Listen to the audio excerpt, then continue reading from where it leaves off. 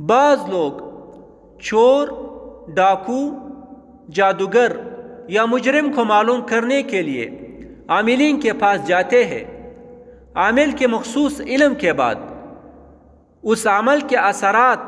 جس پر ظاہر ہو جائے اسے ہی مجرم، چور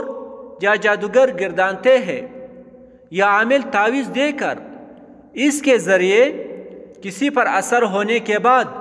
اس کو چور، مجرم گردانتے ہیں، تو ان لوگوں کے یہ عمل جائز نہیں ہے۔ چور، جادوگر یا مجرم کی تعین کے لیے عاملین کے خاص اعمال و تعویذات اور پھر ان کے اثرات کے باوجود